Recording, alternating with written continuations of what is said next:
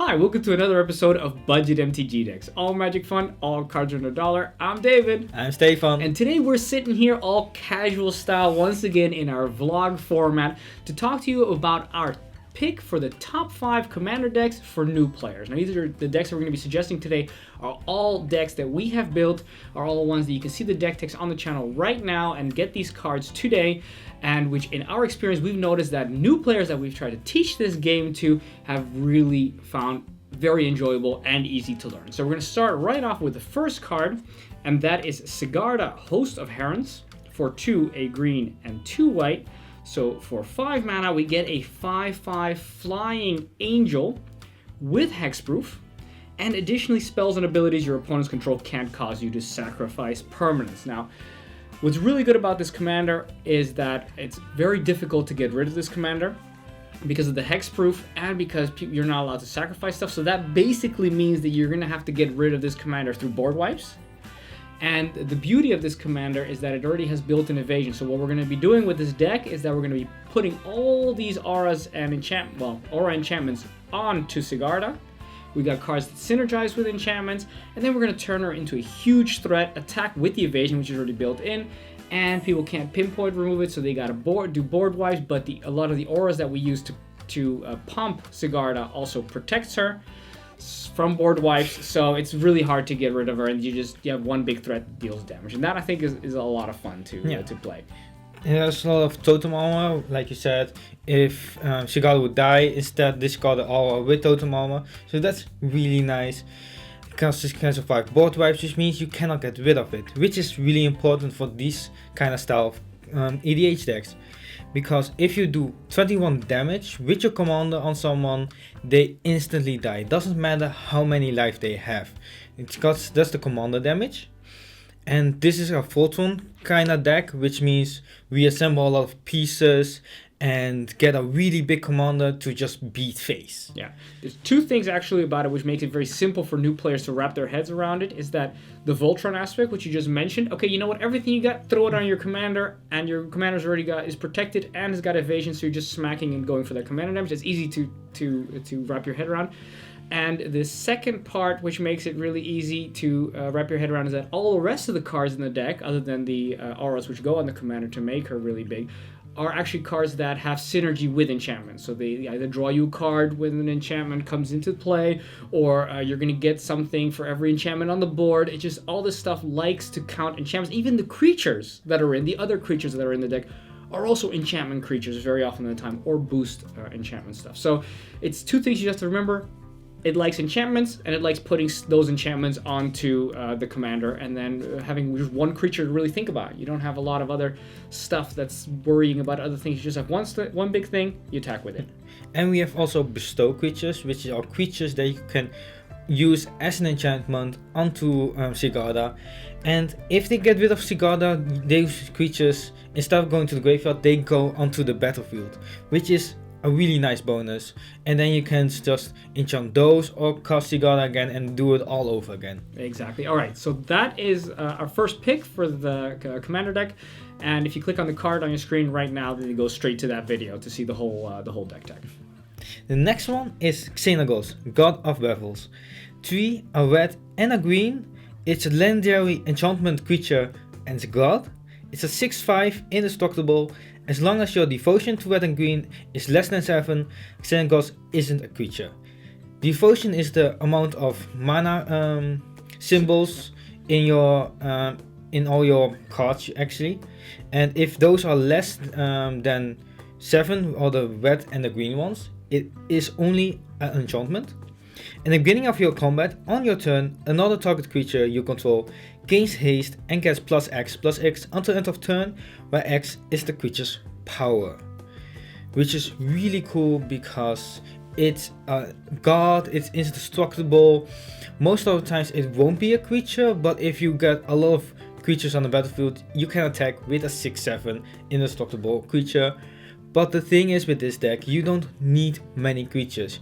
You need one big creature and then you can double its power and attack, and there's a lot of trample in there, which means you can't really get blocked, and you just do a lot of damage real fast because you don't have to wait until they lose the summoning sickness. They get haste, which means you play it, it doubles the power, it immediately attacks. Yeah, the reason why we picked this card for new players is because, first of all, the commander is indestructible, and it's an enchantment most of the time, which means that people are not going to be removing it most of the time. So that's nice, when you're a new player, you don't want your key element of your deck getting removed constantly. That's also why Cigar, we pick Cigar. So Cigar goes on the battlefield, and it's going to stay there pretty much. Then it's got a lot of ramp. It's got a lot of, Line of War Elves, that kind of stuff. Small stuff in ramps really quick, so you can get not only your commander out, but also the beefy stuff that's, the 6/6 tramplers or the creatures with flying. Those are the two ways that we're going to be getting through. And then all you have to do is just say, every turn, you play a fat thing, you make that fat thing twice as fat, and you attack your opponent with it. And that's it. And that's actually really easy also to wrap your head around. It's a lot of fun also for new players seeing other people playing 2/2s, 4/4s, maybe 6/6s, and they're the ones who are every turn they're putting down stuff that's at least 12/12, and if not even more than that. And you've got a few cases where we can do multiple combat steps, so then that triggers again, so you're doubling again the power and toughness, and that's just a lot of fun for new players, and also very simple. Yeah, also the power, the pumping keeps until end of turn. So if we get multiple combat steps, they keep on piling up and piling up. And I also really like about this, and to be honest, who doesn't like to be attacking with big things? Yeah. Also, you can just play a big thing, attack with it when it's really big, and then play another big thing next turn, pump that one up, and you have two big things, and you just keep on growing your big thing army. Yeah. So even if they remove one, it doesn't really matter because they always have to be ready for. And that's also a thing that's also really nice for new players. They don't have to wait for the summoning sickness. New players usually, I got a cool thing. They get excited and then they play it and say, I want to attack. And usually it's no, you got to wait a turn. And that's kind of a downer. But in this deck, is not the case at all. You top deck that big trampling thing. They can play attack with it right away. That's just a lot of fun. Then we move on to the next commander, and that is one that's completely different. We have Ghoul Caller Gissa for 3 and 2 black. It's a human wizard, a 3/4, and her ability is to pay 1 black and tap it and sacrifice another creature. Then we're going to put X 2/2 black zombie creature tokens onto the battlefield, where X is a sacrifice creature's power. Now, what makes this commander so much fun, first of all, this deck is monocolored, just black, makes it very easy for new players. Just you don't have to worry about your mana distribution, about hitting those different land drops. It's just black, it's just playing swamps, it's very simple.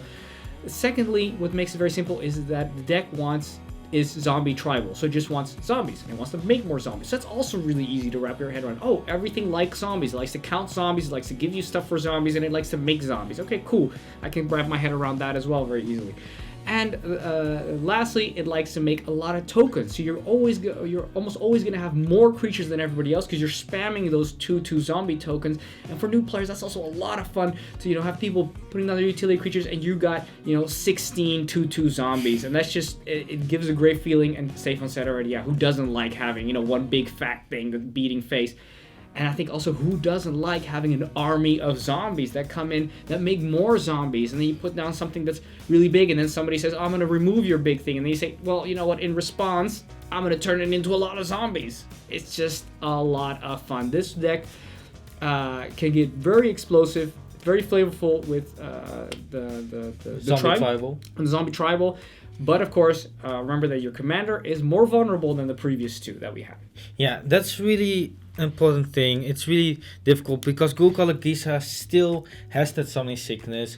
It doesn't really do anything on the turn it comes in, which means she has to survive. But if she survives, you can do a lot of stupid stuff with her. Yeah. And that's always fun. And it doesn't even matter if she gets removed, because remember, people, for new players, if they're going to be playing this deck, remind them that all the zombies help the other zombies. You'd like to sacrifice your stuff. There's other ways of sacrificing big stuff. So you don't need your commander. It can just play just by itself. And the commander is just another way to generate more tokens, really. Yeah, I think that's also one of the things that makes a good commander deck, that you don't need your commander.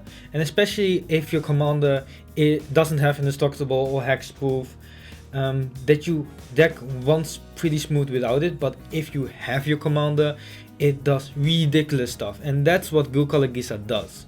It's a really good deck without her, but with her, Explosive. Yeah. It's a lot of fun. So what's the next one? next one is Perforce, God of the Forge.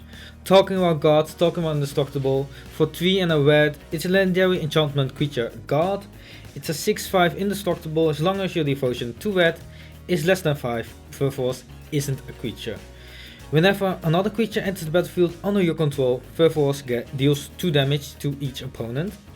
And for 2 and a red, creatures you control get +1/+0 until end of turn. This deck wants to go wide, wants to make a lot of tokens, because every single token, every single creature coming in will deal 2 damage to every single opponent. If you're playing with 2 people, if you're playing 3 people, that's 4 and 6 damage a creature. If you play a card that gives you 2 tokens, you get double that damage, and it gets out of hand real fast. And these kind of damage they can't do anything against. They can't counter it or anything. So well, instead of they counter the source. Yeah. But still, it's really good. Yeah, it doesn't even target a player, you know, even if they have hexproof, it doesn't even matter because it's each player. This is the essence of a great, really multiplayer focused commander. So if you're playing with a new player, I think you should play with at least 4 players. Actually, I think 4 is probably the right number. Maybe 3. 4 is probably the best. I think, yeah, maybe like not too many people. Not too many people. 5 starts becoming a little bit too complicated. Well, for I new mean, players, also I think. with 4 people, there's still 3 other people they have to be looking at. Yeah. So 2-3 people might be better. I think with if you're playing with, you're gonna be playing total with 3 people, I think Cigar and Xenagos would be great picks for the new player, because they only have to remove, you know, they could focus all their energy on those 2 players. I think if you got a pot of 4 to 5 players, then I say give the new player Perforce, as it's going to be doing so much more damage per creature coming in. The deck, what also makes this deck very fun for new players is that it's kind of Goblin Tribal, not 100%, because we really wanted a lot of token generating stuff. So you got a lot of little goblins that kind of help each other as well, kind of like the same idea as the Zombie Tribal that Gisa has, but a little bit less so. But it does so much more in the sense that Gisa wants to first create the tokens, have all the zombies they can attack and do stuff with it. Perforce doesn't care about that. Perforce just, as long as they come in, then they've done their job, they've dealt the damage, you've accomplished what you want to do, and then they're just sitting there, and you can either use the abilities that are in the deck, you know, like Battle Cry, Fire Breathing, that kind of stuff to pump your team and attack. That's very, you know, classic that you could use that.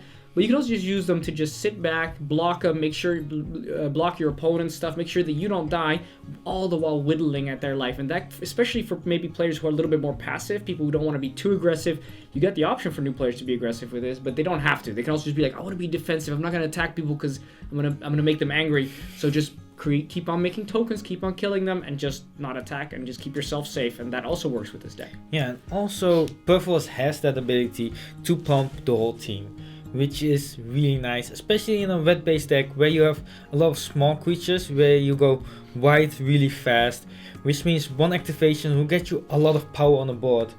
And in our multiplayer game, there's most likely someone who doesn't really have many blockers, which means you can get rid of someone with Perforce real fast. Yeah, it goes really fast, the damage, absolutely.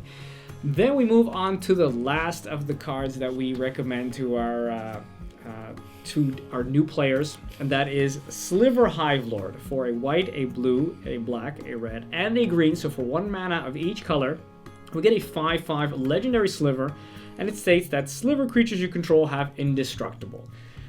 So you may say, okay, wait a second, 5 colors? You can ask a new player to play 5 colors? That's going to be absolutely insane. Well, the deck has been constructed in such a way that there's a lot of redundancy when it comes to your color fixing. There's a lot of things that make sure that not only are you searching for lands, but also a lot of lands that tap for multiple colors, or even artifacts that give you multiple colors. So almost all the mana sources can give you all the colors, which means that yes, you may not have on turn 3 all the colors you want, but by turn 5 you will have all the colors you need to be able to play your commander. So you can early game, you're going to be a little bit slow, you're going to put down maybe a few slivers, but then once the commander comes down, then your team is safe, everything is indestructible, and then you can start going crazy. And what's really a lot of fun for new players with this is that because of the tribal aspect, it's really easy to wrap your head around. You're just saying, okay, they're all slivers, they all help each other, whatever one of them's got, everybody's got, and that's it. And nothing really more you have to think about with that.